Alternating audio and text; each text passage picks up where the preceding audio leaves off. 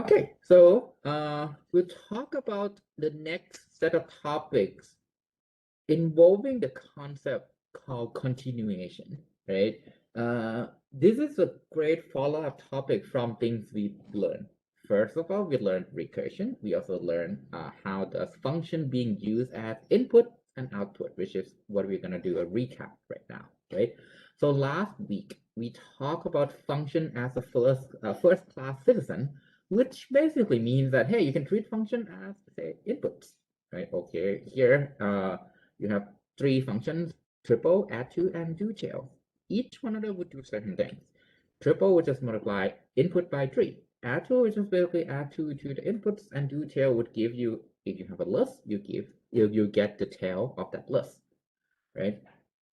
And then you can have a function again that just do the same function that have passed in as an input how many times, right?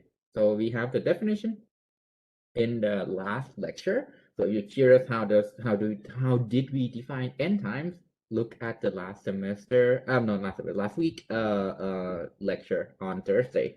I believe that is lecture number 7, I think.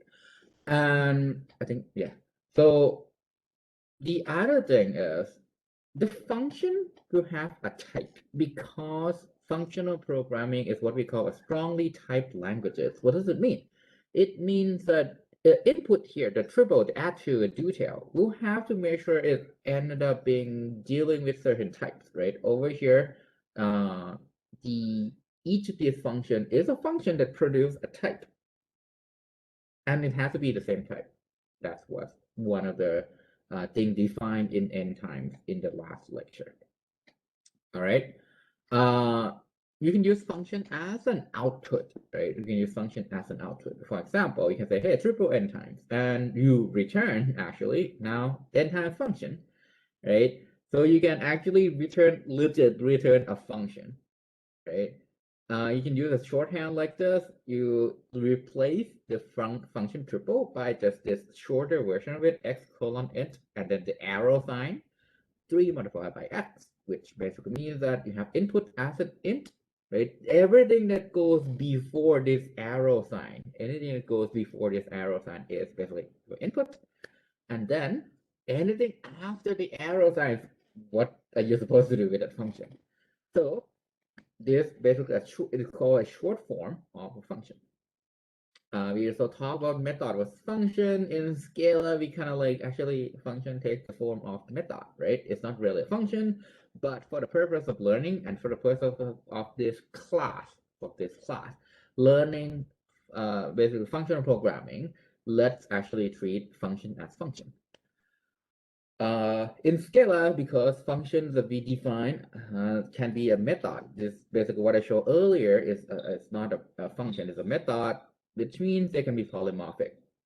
If you define a function thing with the arrow sign, for example, they're never polymorphic. You have to actually make sure you have certain types being implemented and strictly abide by the rule that you set. Basically, the type you set, abide by that. If it's a method, well, you can change the type. You can make it polymorphic. Type T, type A, and then you can define what are those type T and type A later. All right. Basically, that's how you can kind of like force things to be a functional form.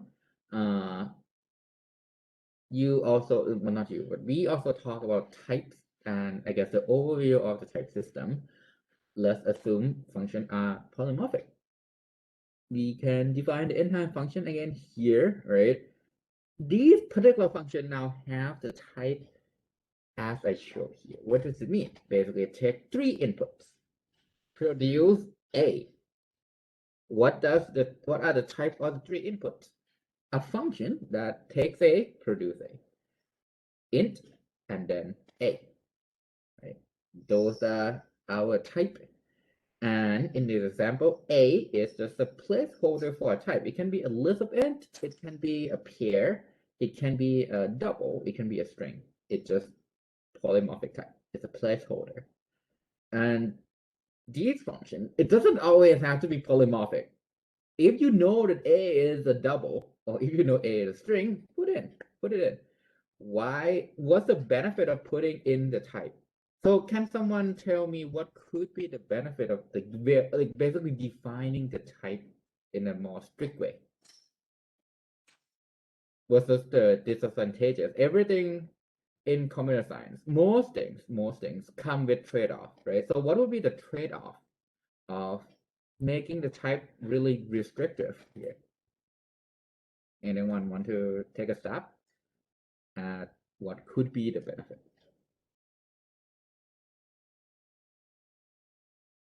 Otherwise, I'm gonna sip coffee and talk even faster because I'm so high on caffeine right now.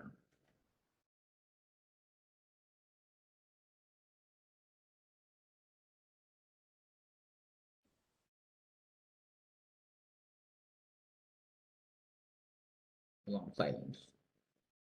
So the trade-off, the downside potentially is you have to rewrite function if you know that this function need to take in two different types, right?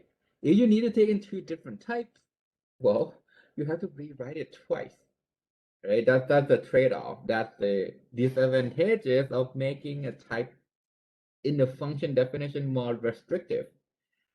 The benefit is it's likely to be detected whenever you have an input and using the wrong type, right?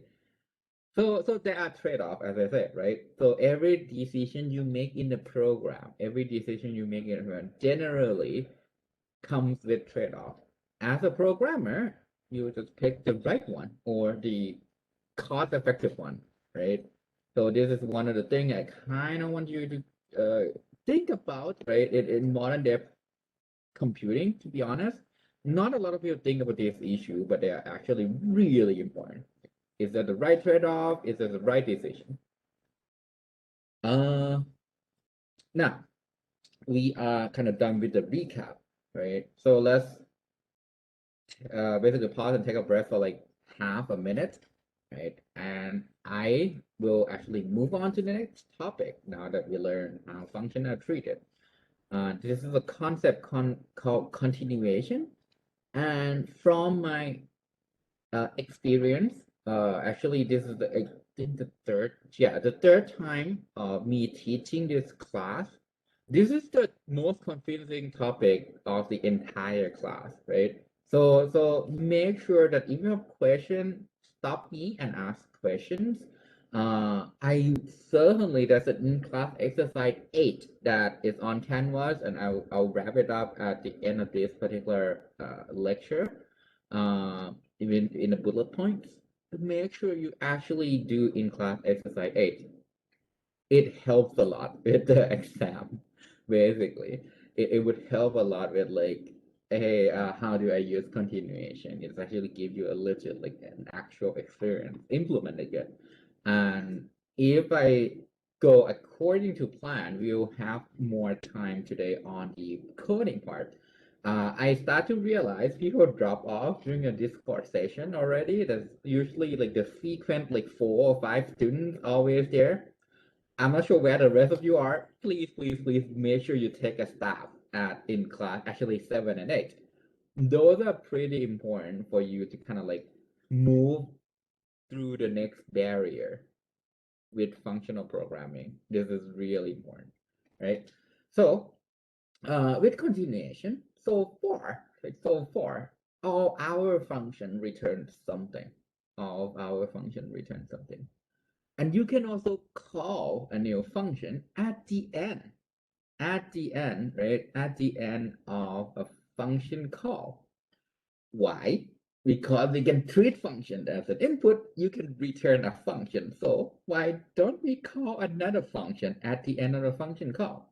This is basically what we call continuation passing style. Continuation passing styles. What does it really mean? Remember our old friend accumulator from the tail recursion? Anyone still remember the tail recursion accumulator? Yes, no? Yeah, so remember accumulator are value, right? And remember functions are value, right? So let's go crazy and actually use function to accumulate things, right? Why do we Why can we think like that? Well, because our assumptions still hold. Everything that we assume so far still holds. So we can use function as a value and accumulate them, right? Basically, if you think about it that way, and if you have somehow got used to it, right? Uh, Actually, quick recap. What's the benefit of tail recursion? Remember when we covered tail recursion and I talked about one of the benefit of tail recursion. What was that?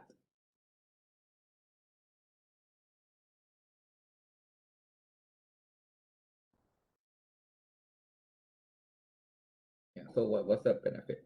Yes, recycling stack flow. That's a great answer. Basically, what does it mean is instead of recursive function call. So this is one thing I recommend you to try. This is really easy. You know how to write a Fibonacci function, right? Fib n equals fib of n minus 1 plus fib of n minus 2. So thumbs up if you know it. My recommendation that for you to try is don't have to be in Scala, in any language, in C, in Java, in Python. Write a recursive function with Fibonacci. Like basically fib of n equals fib of n minus 1 plus fib of n minus 2. If n is equal to 1, return 1. And see how big n can be without you waiting forever for that result.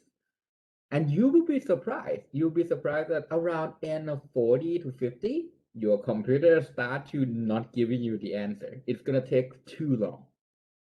It's gonna take too long. The reason behind that is if you are actually, so if you've been through low level programming, the system skill, right? The class system skill, one thing I teach you is everything, once it's actually being run on your program, turns into something the OS can manage. Yay, right? What is that?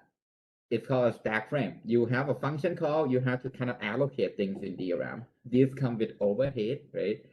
Another thing that you hopefully get out of system skill is every time you touch a memory, it actually takes quite a bit of time, right? Every time you touch a memory, it takes quite a bit of time. It is a lot faster than going to the disk, but still it takes quite a bit of time. So allocating this stack frame takes some time. If you can recycle the stack frame, just make things faster because you don't have to kind of like allocate, deallocate, allocate, deallocate all the time, right? So that's a benefit of tail call. Continuation patterns are sort of come back to our topic. Just come back to our topic again, right? This is now hopefully we do a quick recap on tail recursion. Basically, it's great if you can write things with a tail recursion, but it's not always a guarantee. Sometimes it's like impossible to write this. Continuation passing styles allow you to make every function, every single function a tail call. Why? Well, we'll call that at the end instead of calling something to the accumulator. Yeah, right. Tail call is you accumulate at the end, and you call a function at the end. Over here, uh, if you can't do something, you have to do it at the end. Put that in a function. Now you accumulate with the function, right? So let's use the sum of all integer as an example. So this is a quick example. Basically, this is a function that sum everything in your list. So input is a list. Input is a list. You, if n is the list is empty, return 0. Otherwise, you do sum of xs plus x. Any questions about this particular function? Any questions about this definition of the function? It's a simple add everything in the list. So basically it returns the summation of everything in my list. All right, with me so far?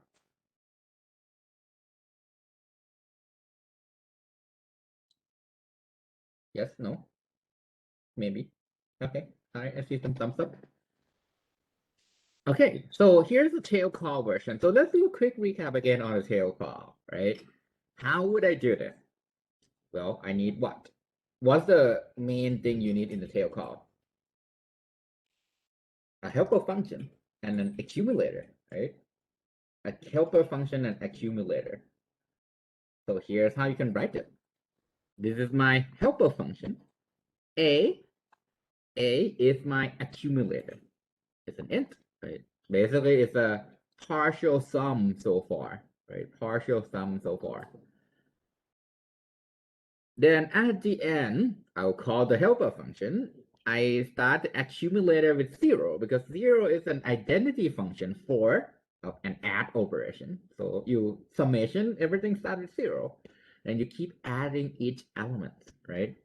So if the list is not empty, call the helper function again with the rest, the tail element of my list, and a plus x, you accumulate. So this is basically a tail recursion version of summing everything in my list.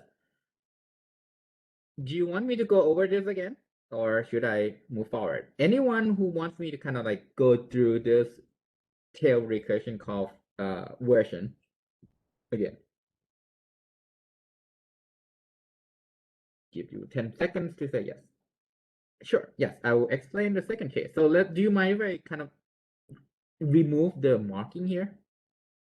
Well, I'll just say yes.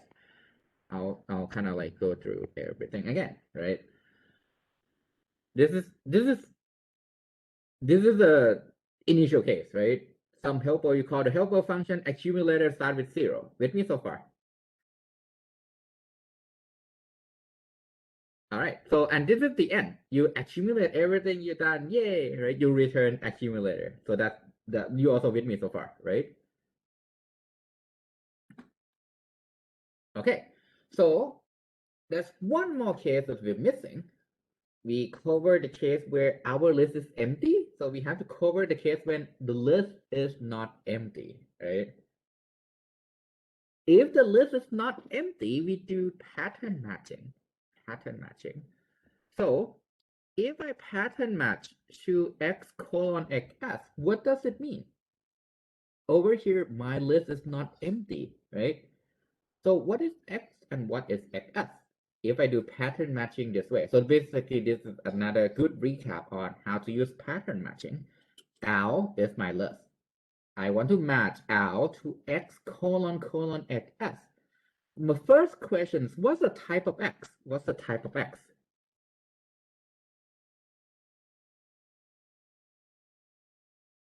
Int? Awesome. And what is the type of xs? It's a list of int, right? So how does pattern matching work is this. So let's say I assume L is a list of 1, 2, 3, and 4. And I want to pattern match L with x colon colon xs. Basically, this is basically I tell scalar that, hey, I know L is a list. So get me the formatting where I'm going to take the first element, this is x, right? And then the rest are the remaining list. This is xs. Basically, it means that with this particular pattern matching, I'm going to extract the first element, put that in x, name that x. Extract the tail, name that xs. So what does this do? What does this do? I call the function again. This is the recursion, right? This is the recursion. With me so far?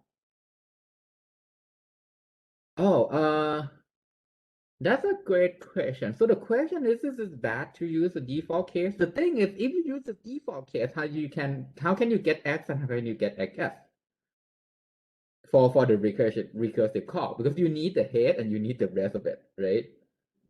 If you pattern match to a default case, you cannot extract the head elements and you cannot extract the tail elements. So you get my answer? Okay, and another great question is pattern matching faster than if else? That's a great question because it actually dives deeper into the concept of how does a program you write actually convert to something the computer run, right? So I'll tell you this. Back in the old, like back in the day where compiler research is not that advanced, right? Then compiler research is not that advanced. This is likely being implemented in assembly in a similar way. What does it mean? Basically, you look at this particular program, right? And you know, hey, okay, if this is zero, empty list, do this. If this is a list, do this, right? With me so far. Logically, basically, logically, you think of it that way. It's the same thing, how you think logically, right? Which means that, again, computer, what's the language? What's the only language the computer actually know? Like when you have to run it, when you actually have to run the binary, right? The program that you compile, what's that language called?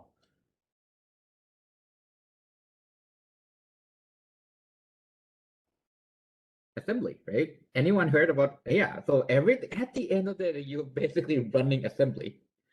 Compiler, if you think about it, is basically a huge black box that convert your scalar program into assembly.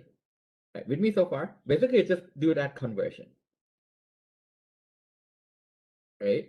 So actually, the reason why that's such a great question is basically these actually depend on how the compiler convert that. And my gut feeling, which might be wrong, but my gut feeling, I'm 90% sure it's gonna look the same. Because because of what? Because in many cases, logically, this pattern matching and if else, they're logically similar. Also, the instruction in assembly that handle if else and these pattern matching cases, we use what we call a branch instruction, which is compare and then jump, right? Or some conditional branch. So these are the same instruction. These are the same logic on chain of thought, right?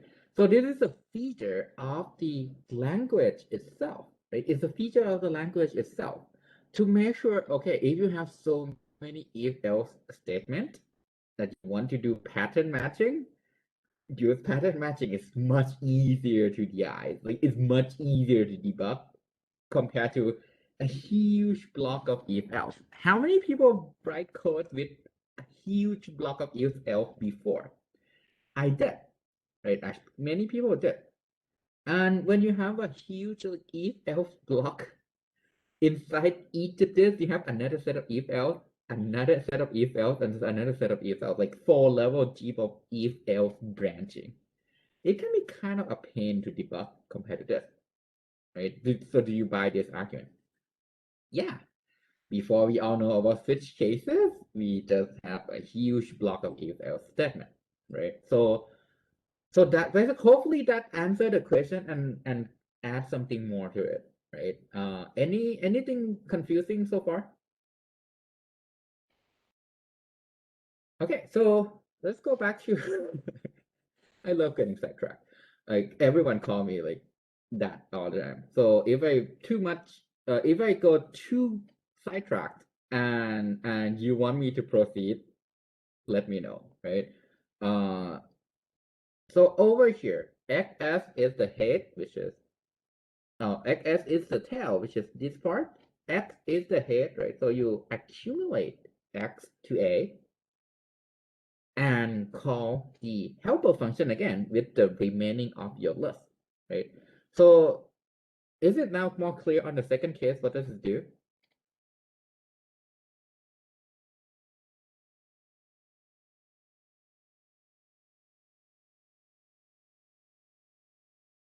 Yes, no, maybe.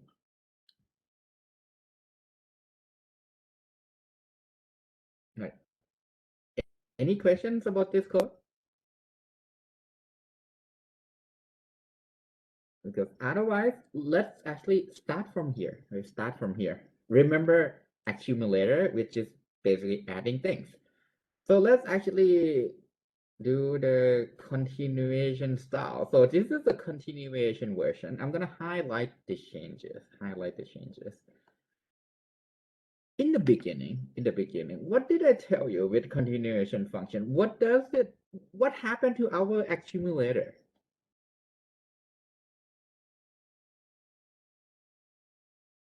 Accumulator turns into what?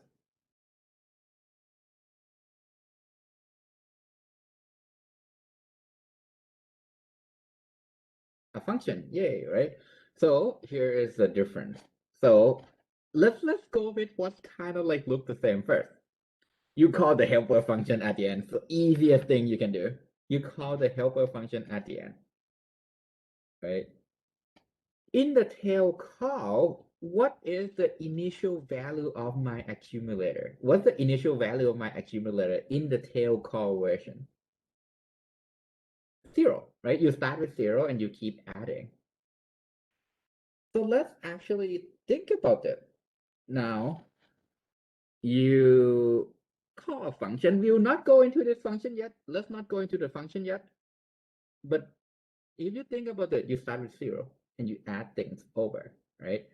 So at the end of the day, when you're at the case where our list is now empty, let's assume we have a function, and that function has to take some initial value. What should we put in for that function initial value?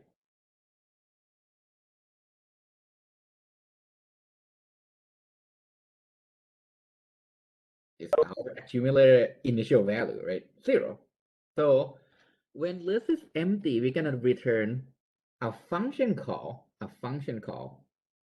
Remember, our accumulator is a function. Our accumulator is a function. It takes one input. It's going to produce one input. Both input, well, it produces one output. Both input and output are integer, one single thing, right? So you put in 0 as an initial input. If my list is empty, so let's do this. Let's do one example. Let's say I have an empty list. My list L is just an empty list. What happened here? The first thing I'll call some helper, right? I'll call some helper. What is L? L is just an empty list, right? And this is a function that takes x, return x, right? Now my list is empty. I have a second input k is x, return x. Which case Which of these two cases, case number 1 and case number 2, what will it match? Will it match to case nil, or will it match to case x colon xx and sorry x colon xs? Nil, right? Because my list is empty, so it will match to the first case. What is k of 0? What is k? What is k at this point with this initial some helper call? This is my k, right? Basically, it's a function to take in value, return that exact same thing, right? So what value you get? Yep, 0. If the list is empty, this is going to return 0, right? With me so far. So let's do one more example. I'm going to erase everything and change the content of my list. Now let's do L1 and 2, right? This is basically a list that consists of 1 and 2. And we'll see how this is going to return 3 at the end. The first call, what will happen? Is it going to match to case 1 or case 2? For the first call, when L is 1 and 2. Case number 2, right? So basically L is 1, 2, which means what would be X and what is the XS? X is basically 1. XS is a list consists of one element, number 2, right? This means that you're going to call some helper of what? What is my list now? A list of 2, right? A list of just one element, 2. And now what is my function? What is k and this thing? Can you just put numbers in here?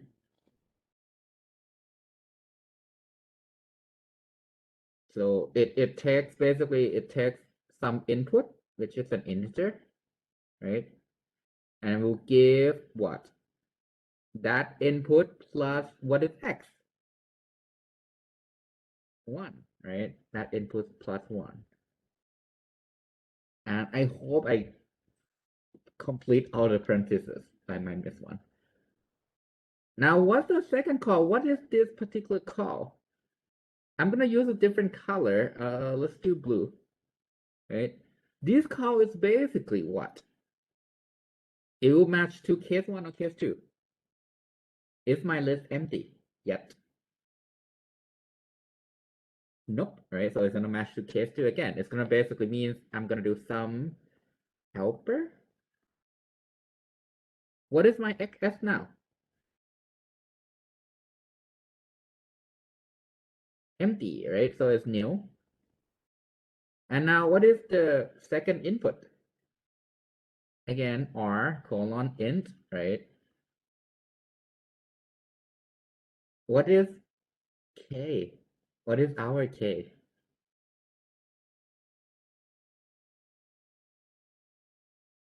Our K is basically this function, right? It is still looking for that input and you add 1 to it. So what will be our new call here? It's still looking for that input, right? So R is still there. Plus what? You have to have the old K, which is plus 1, but you add one more thing, right? What is X here? What is X? 2, right? So basically this is my new sum helper call when L is empty. Okay, when I call this function, is it matching to case 1 or case 2?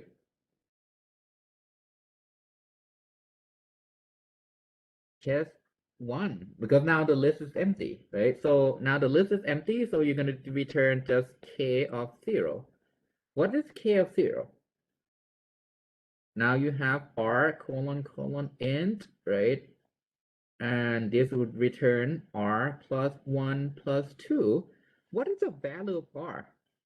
When I have case 1, nil, case 0, what is the value of R? 0, right? So this is basically going to return you 3. All right, with me so far with this example.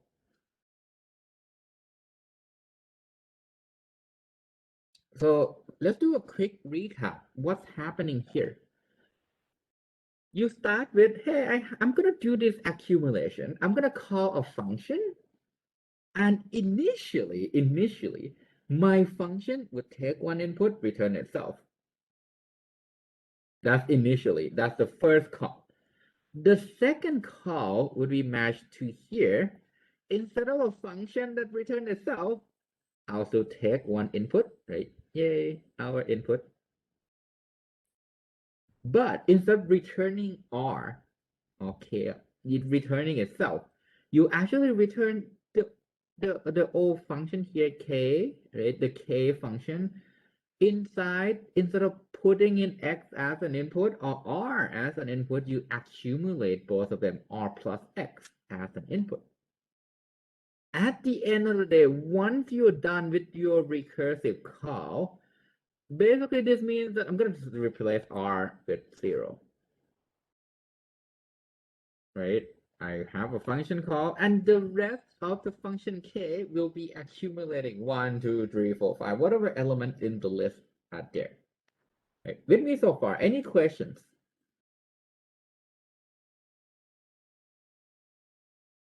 Any questions?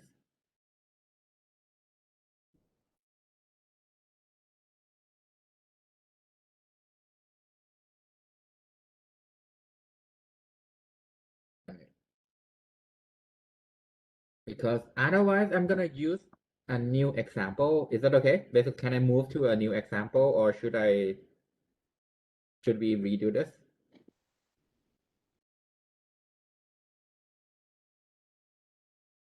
Okay, so 1 vote for a new example, 0 for the rest.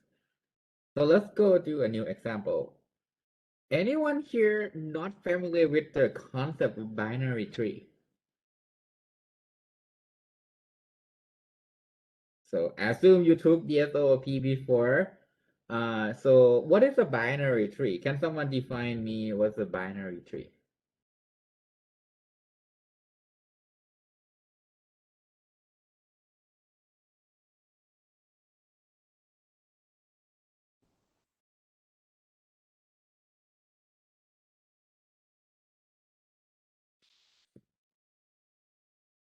A data structure with left and right child, right? Not exactly one child policy of certain country where you can only have up to one child.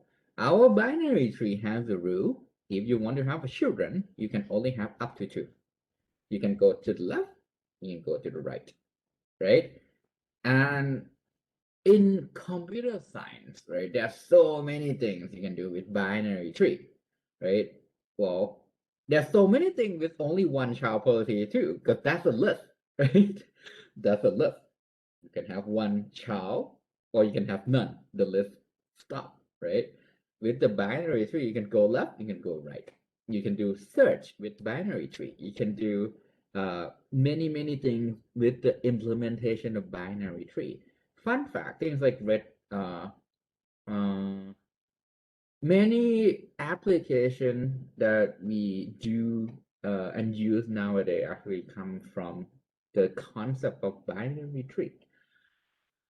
Fundamentally, right? This will be defined recursively because this is kind of similar to a list, but instead of having up to one child, you can have up to two, right? So what can go into a node? Let me ask you this. What can go into a node?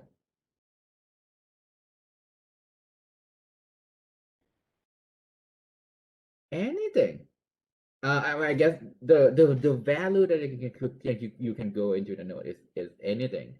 And what are the linking things that you can have in a node?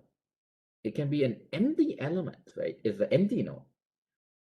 And it can be a node with two subtree or up to two subtree. With me so far, basically it's the kind of like a more formal definition of it's a node that can have up to two sharp. Yes. So actually now let's talk about building this tree, right? So let's make a trait called tree, right? Let's make a trait called tree. Uh, this is what you can do. We can say CU trait tree. I mean, actually you can just do trait tree, right? That's also fine.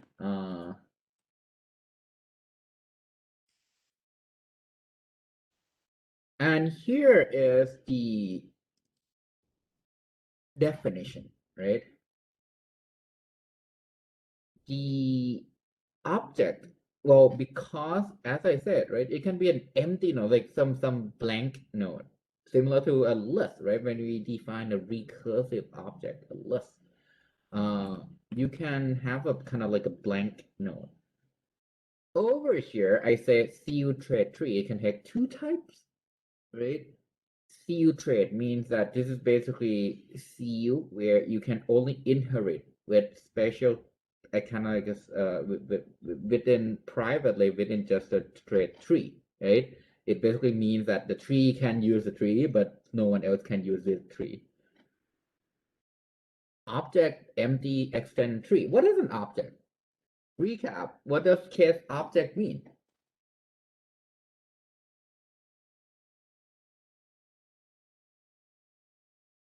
Case object.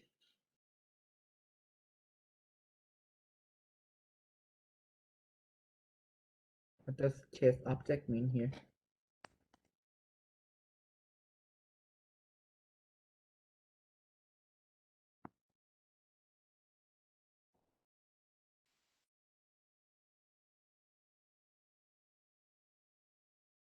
Hello.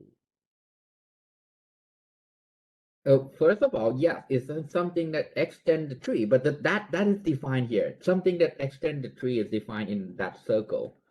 Case object. Remember our singleton item? It basically means that in this universe, in the universe of what tree are being defined, there's only one object called empty, right? Why is that useful? Why would that be useful? it basically kind of minimized the case where you're gonna have ended up with the class empty everywhere. It basically means that there's only one empty. Everyone can refer to that. It's just the node with nothing in it, right? It's kind of like initially the tree would take a form of nothingness, right? Until you define a node and put things in there, right? With me so far. Any questions about what does case object empty mean? It means that a tree can have this. Yes, exactly. This is the same as static in Java. It's the same as static in Java. It makes sure empty is a singleton object, right? Otherwise, a tree can take two forms. It can be an empty or it can be a node, right? It can be a node. What does a node have? It can have the left subtree and the right subtree, and in the middle is just the key, an integer or any type that you want to define, right? Any questions so far before I move on from this particular definition? Yes, no? Okay, so assume that this is clear. Hopefully it is. Then let's make a tree. Let's make a tree. How can we make a tree? Actually, I can make a tree in a similar fashion as how I make a list. I can do this. What will this look like? So my question is, what does this tree look like? What is the root of this tree? All right, so time to stare at this and figure out what's the root of this tree.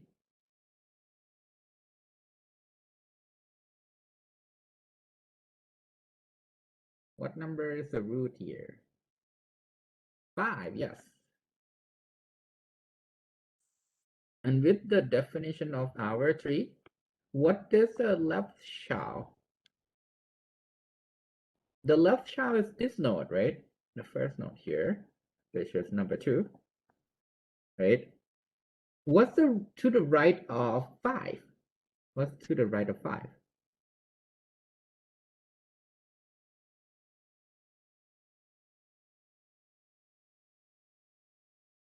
It's a node. Actually, it is 7.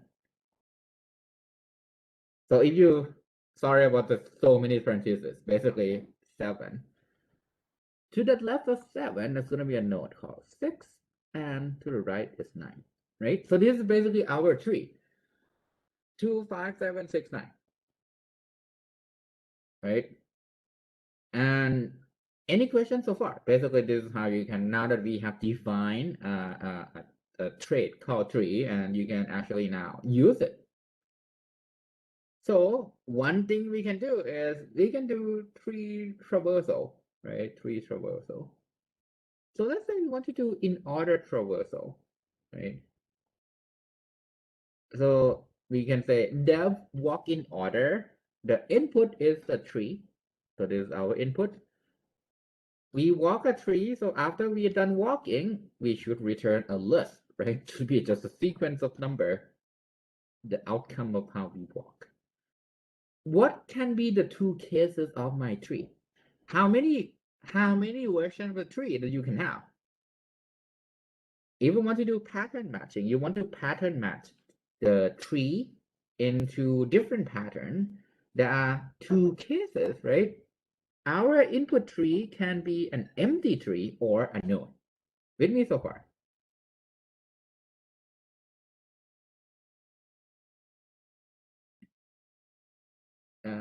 You guys with me so far?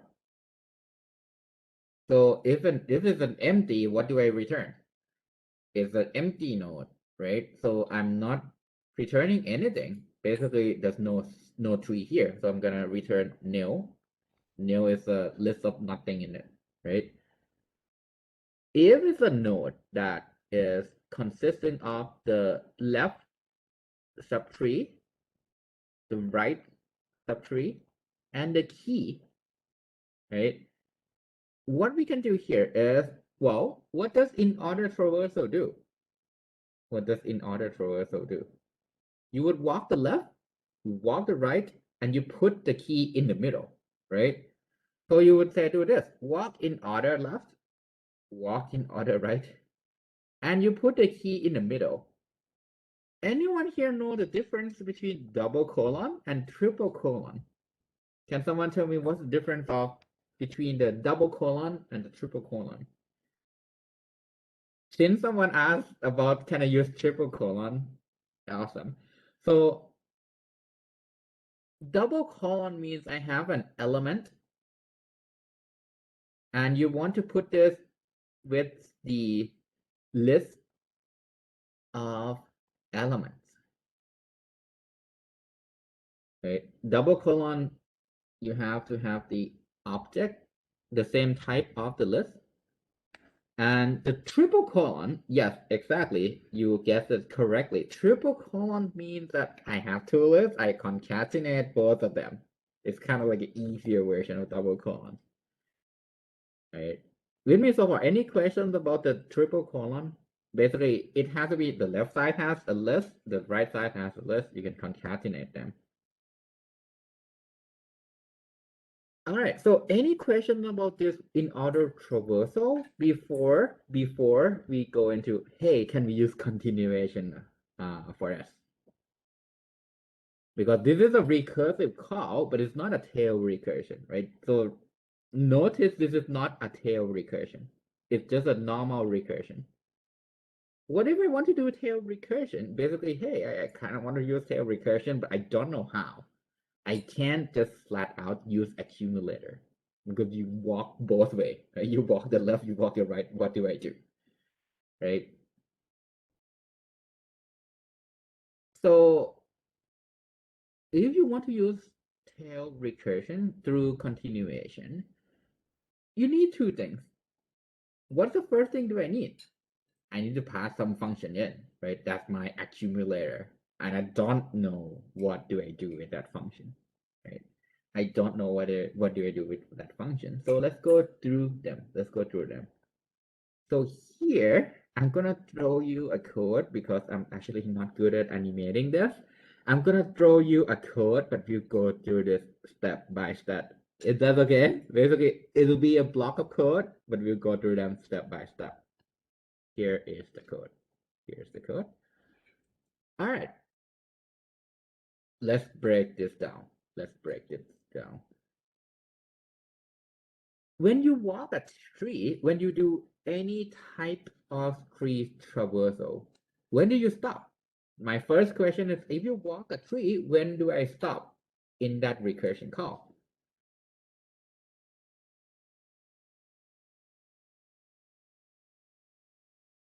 Kind of have nothing to do with the code, right? But if I'm seeing new, basically it's empty, I'll stop, which is right here, right? Right here. So that's when I stop. If I do pattern matching and there's no tree to the right or to the left, I just return what? So let's assume our accumulator function, I changed the name accumulator to accumulator function, right? Our accumulator function takes in the list, spits out the list, right? Takes in the list, spit out the list. If I come across an empty node, what do I return? What do I return? Should I change anything in my list that I accumulate so far? So does empty node change anything? No, it should basically return itself, right? It should basically return itself, which is why initially, you take in the list of it, you return itself. That's our initial condition. Why? Because if my T here is empty, what will this do? What will happen if T is empty?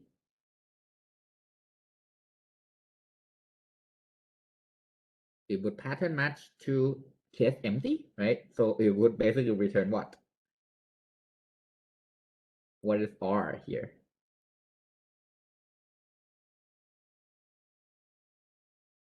K takes R, return R. And what's R? R is new, so it takes new, return new. So base case empty, you're gonna get nothing.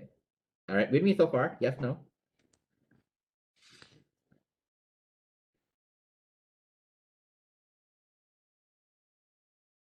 Yes.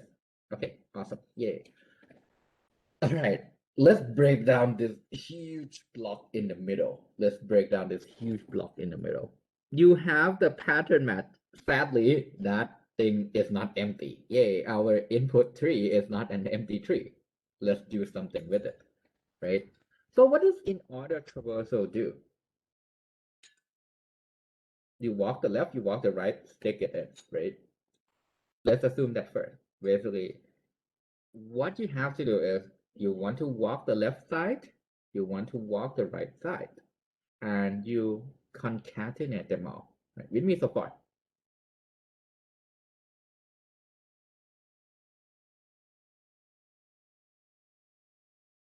Yes, you walk the left side and the right side. Yes, no, yeah, yeah, hopefully yes.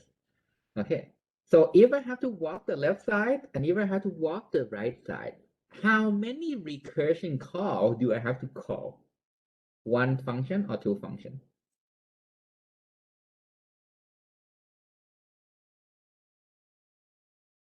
Two, right? You need to recursively call the left side and you need to recursively call the right side. So I'm going to change my ink color to reflect that. You have can't walk number one and can't walk number two. Can't walk number one is when you basically want to walk the left side. Can't walk number two is when you want to walk the right side, right? With me so far, basically not look into anything I haven't circled yet.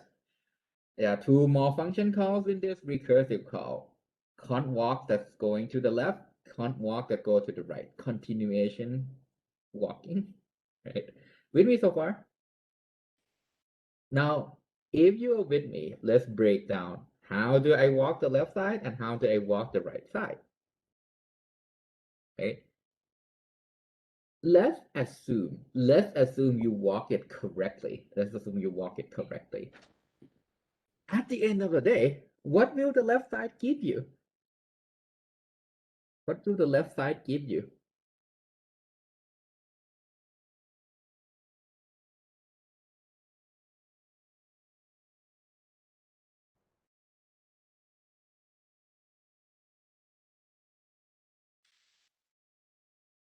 If I do walking to the left side, will I get a list?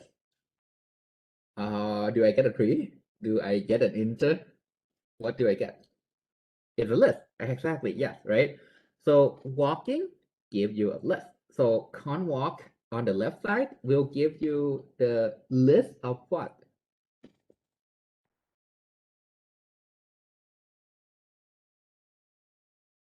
It's the list of the left subtree, right? And then the right side will give you what? The list of the right subtree, right?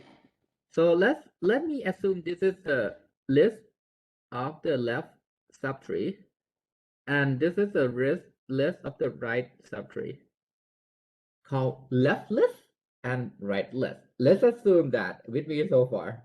Are you with me so far?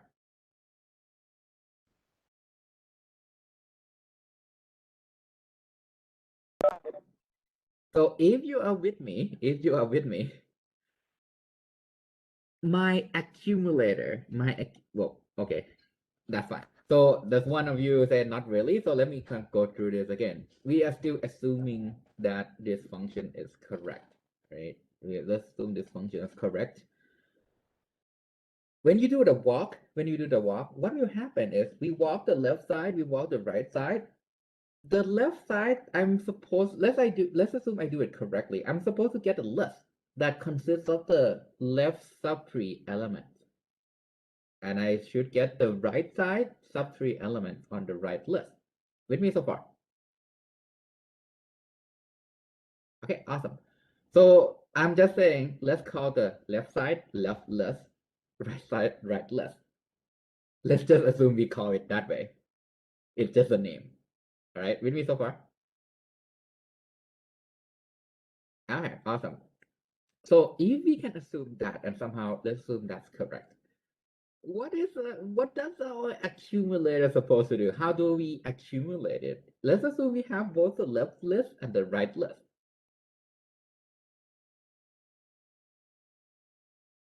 How do we get the answer?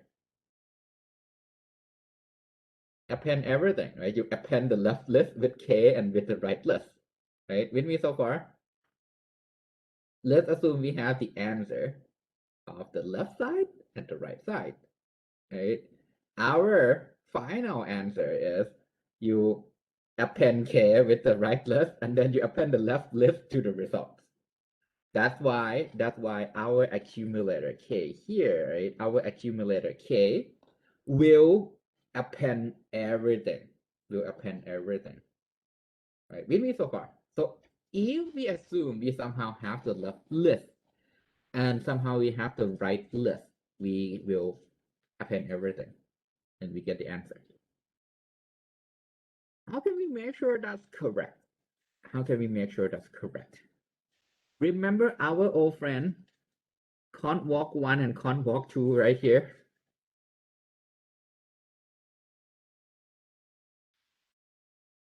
So between const walk 1 and const walk 2, const walk 1 and const walk 2, which one are going to be called first? So basically, I just want to start with one of them. Do I call const walk 1 first, or do I call const walk 2 first?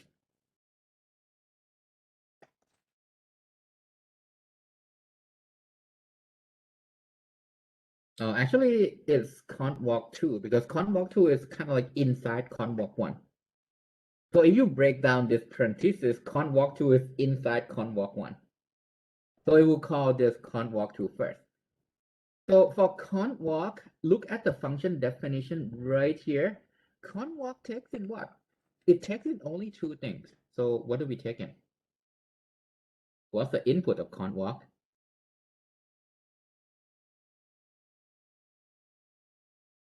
A tree and a function, right? A tree and a function. It almost so for those of you who answer tree and a list, almost correct. But if you look at a signature, it's a function that takes in a list, give you a list, right? So if you do if you want to walk the right side, because right now we are doing a const walk too, so you're walking the right side, what is my tree? Do I go with the left tree or the right tree?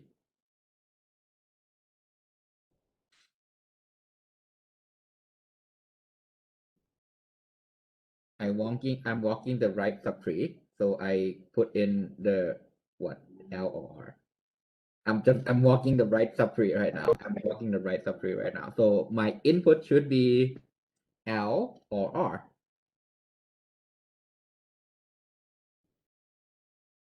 Should be R, right? Because R is the right subtree. So let me use a different color. It's gonna get colorful here. This is my right subtree. This is my left subtree. Pattern matching, right? R is the right subtree. So I want to do continuous styles walking on the right subtree. I just want to do the right subtree walking. What is my function? What does a function supposed to do? It takes in one input, right? And it spits out another list. The input should be what format?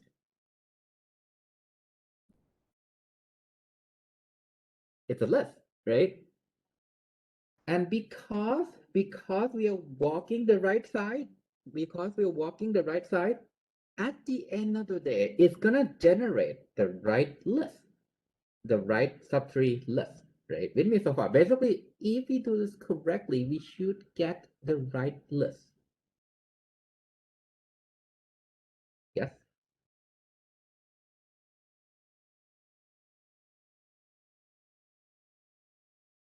So it's a function that takes in a list, do this. Append the left side with K with the right list. Why is this okay? Basically, because if R is empty, what will it return? If R is empty, what will that return?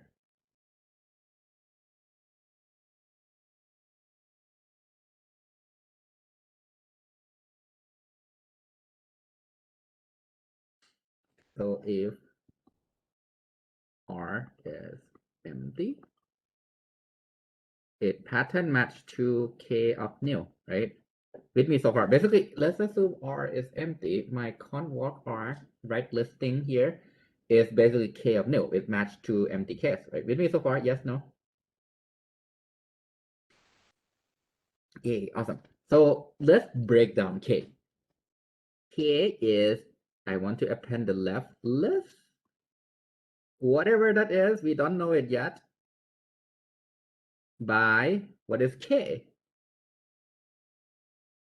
K is the parent value, right? So let's say our tree is 1, 2, and 3. And we are right here. So K is 3, right? K is 3, and you try to walk the right side, and that's an empty node, right? So it's empty. So over here is 3, colon, colon. What is right list here? Right list is the input right here, right? It's the input right here, and the input here is nil. So basically, this is colon nil. So if the right side is empty, it's gonna just basically put K at the end.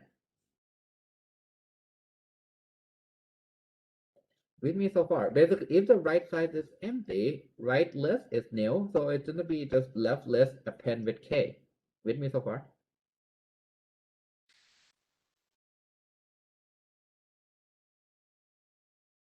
Yes? No? All right, awesome. So we establish if the right side is empty, this is correct. It's gonna basically append K at the end. If it's not empty, it's gonna recursively call the right side. So you should somehow have the right list. Exactly. So that's the question, is 3 colon colon nil in scalar, is it equivalent to 3 colon colon list empty? Yep, it does. Right? So we cover the right side. It will keep going to the right until that's empty. If it's empty, we're gonna build K and plug it to the end. Otherwise, it will keep building. Right? So we're done with conv walk call here. So let's go to the left side. The left side follow the same logic, right? So let's assume if L is empty. What is K? What is K?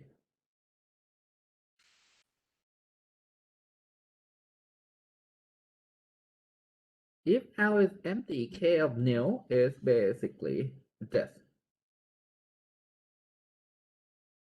You want to append K, right, to the right list. And that's all, because the left list, which is the input, is nil.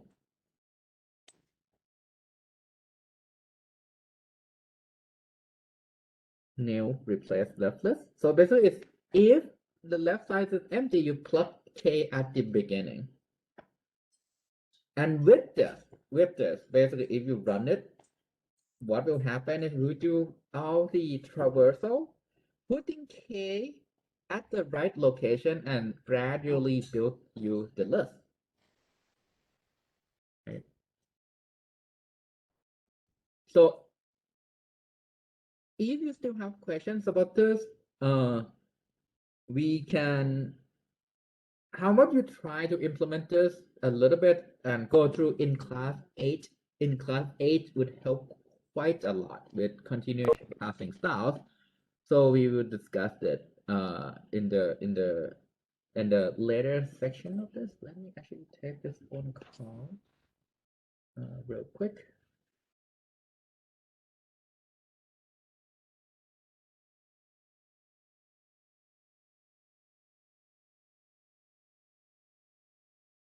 All right. So any question that you want to ask here? Because I feel like it's confusing to most of you.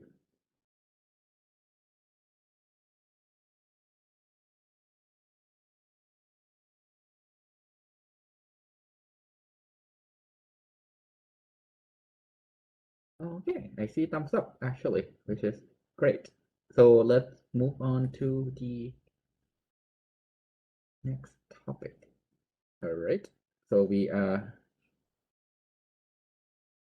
uh, going through the concept of currying, right? So we're done with continuation. It's actually quite a big topic. We want to make sure you are familiar with that. Now, oops, sorry. Now let's talk about the next concept called currying. What does currying mean? So when you accept parameters into your function, basically you have inputs to the function, right? You would do something like this. Let's do a sorting function. You have three inputs, x and y and c, and you want to sort them. If x is less than y and if y is less than c, right? What does this mean? It means that I'm going to wait for input x and y and c, and I'll sort them. I'm going to return true or false. So if x is less than y and y is less than c, I'm going to return true. Otherwise, I'm going to return false. What will happen if I don't even know what is c, but let's say x is 3, y is 2. What will I return here? I don't even know. I don't have the value of c yet.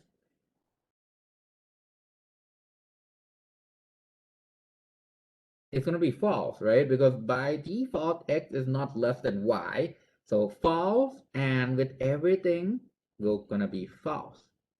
So in this case, you don't even have to wait for c. Let's say if c is our old friend loop function.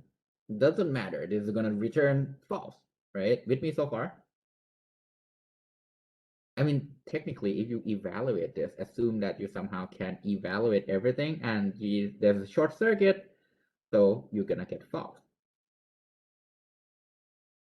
You can also do something like this. Short version, x and y and c, right? If x is less than y and y is less than c. So the text three inputs, x colon int, y colon int, c colon int. This is the short form there that is gonna have to basically text in x, text in y, and text in c, and we'll compare them all. The problem with this is these are sequence of inputs. These are sequence of input. And with the data, remember our first lecture on data flow?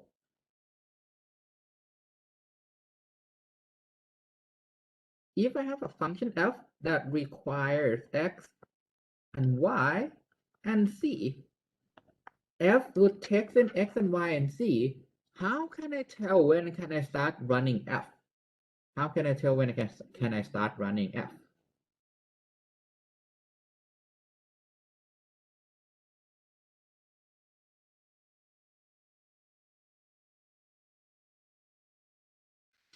When all of them, basically when all of them is known, right? When all the parameters becomes available. So that's when you can, hey, I have everything ready. I can run f.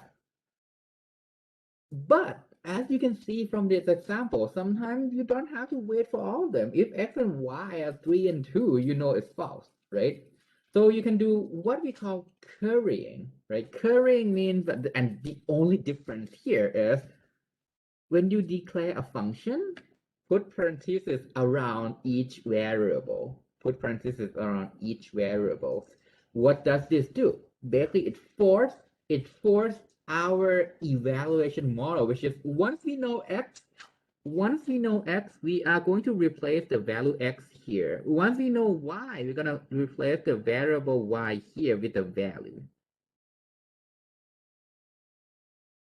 And we'll do it right away. We are not going to wait for c. I'm going to evaluate by replacing x with a value, replacing y with a value, and do it right away.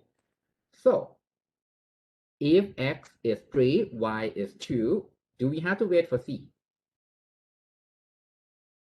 Nope, right? That's correct. So you're going to get false. If x is 2, y is 3, do we have to wait for c?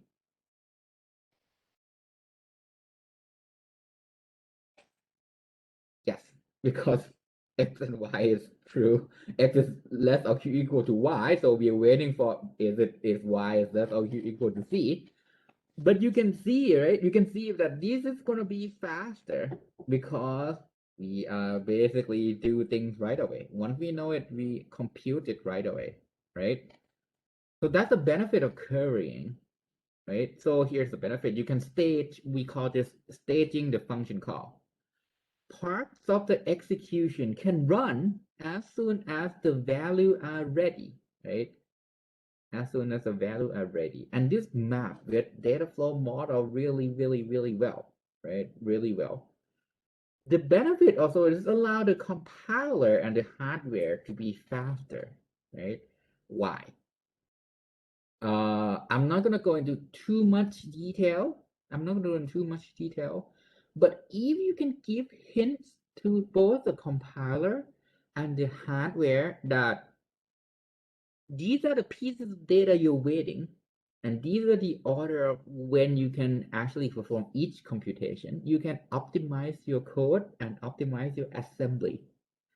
It eliminates data dependency. Basically, eliminate the case that you've seen earlier. If x is 2, y is 1, x is greater than y, it's false. You don't even need to compute y if y is less or equal to c. It eliminates this wasted computation right away, right? The actual efficiency. So this is the caveat between advances in programming languages and advance in compiler as well as the hardware, right?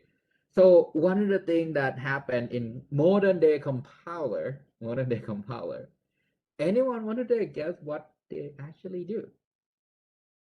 Actually, since you haven't taken compiler class, actually let me tell you the answer. Uh, there are many things compiler do, and one of the things they would do is they actually profile, they pre-run. Basically, what profiling means is it run your program while you're compiling. It runs something to make sure you can eliminate wasted computation as much as possible.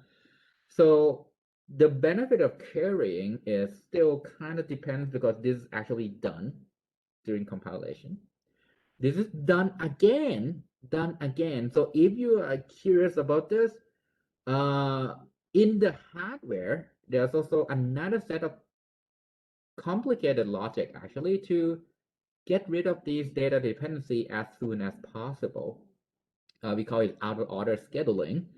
So these are the things that we're gonna teach you in the second computer architecture class, not the consist arc that's available this semester. But if you're curious about how do you build the hardware, this is a special topic class that I'm teaching whenever there's a demand, basically. So if those of you interested in hardware, we will talk about how we can actually realize these things, these cool things that we have from the programming language in hardware, and how does your Intel CPU, Apple M1 chip, or the AMD CPU actually become faster and faster? How to build chips, basically. So the other thing that we want to ensure you know is now we assume everything is immutable, right? Everything is immutable. And if you haven't realized so far, this can be annoying in some cases, right? Anyone find immutability annoying? Raise your hand. Yay. I think many people find them to be okay in most cases, but there are some instances where like, hey, can I just change the variable value? Sometimes it can be super annoying. And the fact is, when you build, so in the classical functional program, the the group of people who come with functional program, they actually don't support what we call a state. Right? What is a state? Let me give you an example. Right? How many states can a water be in?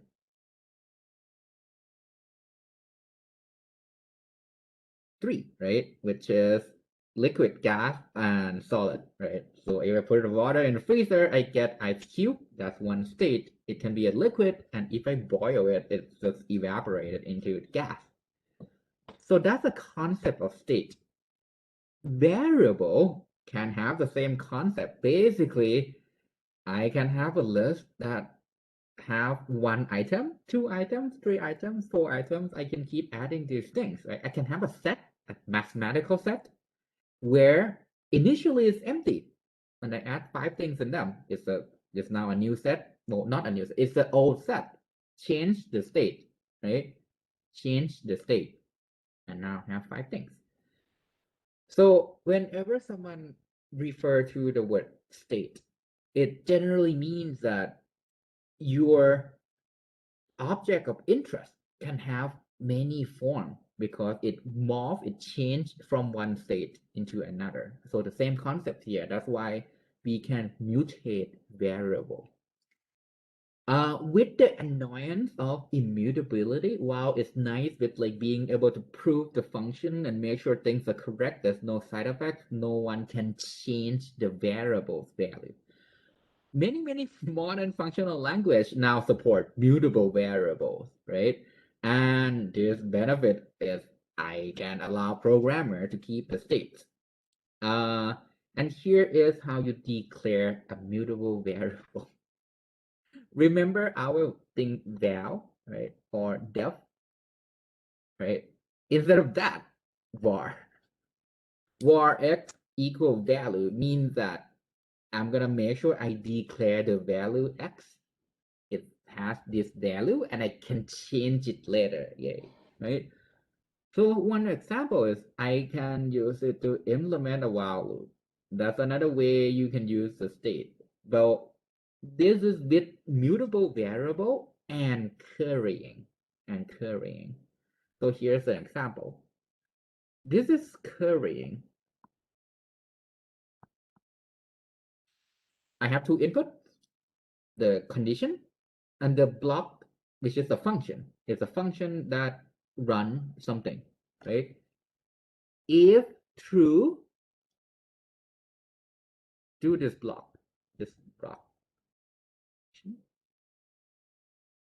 that you want to loop. Otherwise, recursively call itself with this condition. Again, check if it's true, if it's true, if it's true. The second input is block. That's it. That's how you can implement a loop in Scala. And as you can see, it's kind of annoying. So that's why in functional programming, I would still recommend using recursion. It's a lot easier to think about it because of the lack of, like, fundamentally lack of the state, right? And that's it for today's lecture. Before we move on to Discord Q&A, we have a few things I want to announce. First of all, in class 7 is up. What do we want to make you implement? Remember our old friend expression that we have the example inside the, I think, 2 or 3 lectures ago? We want you to implement it, basically. Implement it such that now you can evaluate expression. Basically, make sure you have the function called toVal, which if you have expression e dot toVal, will give you the value. Basically, e dot toVal, where e is an expression, will give you some value. So that's our in-class exercise 7. In class 8 is to kind of practice using continuation passing styles. Oops, this is pre-order traversal, where you do left, then root, and then right with the CPS styles, right? So, my bad. So just do pre-order traversal. Forget about this. It's just kind of incorrect. So implement Fibonacci using continuation passing styles and do the pre-order traversal. One more thing that I want to announce is how many people finish assignment one now and not requiring whatever the next 10 hours give you? How many people still need more time? Raise your hand, thumbs up, say yes, do something. Okay, so quite a few thumbs up. So here is what I'm gonna propose.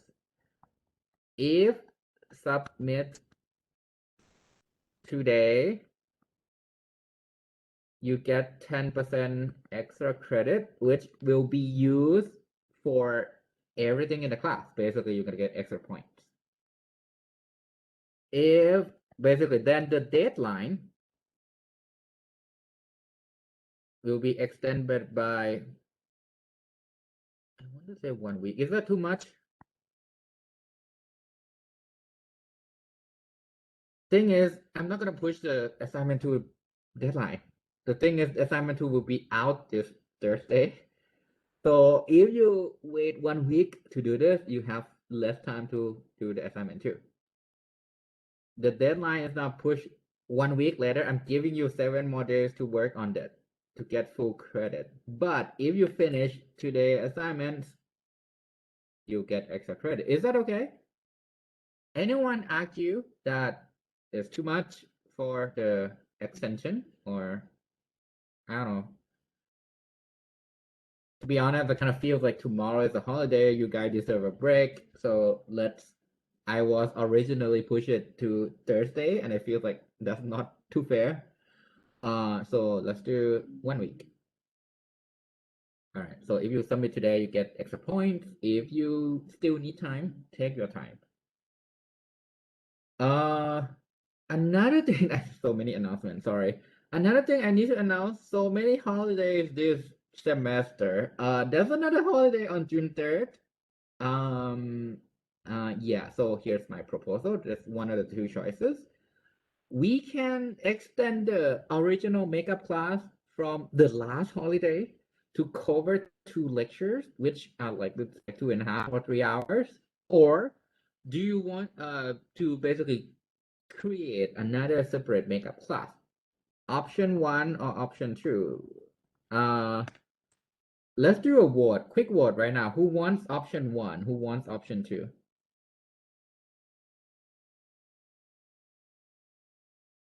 Okay, let actually me. Okay, so many. So that I think there are different opinion here. So let me actually make a vote, a poll. So let me do this quickly.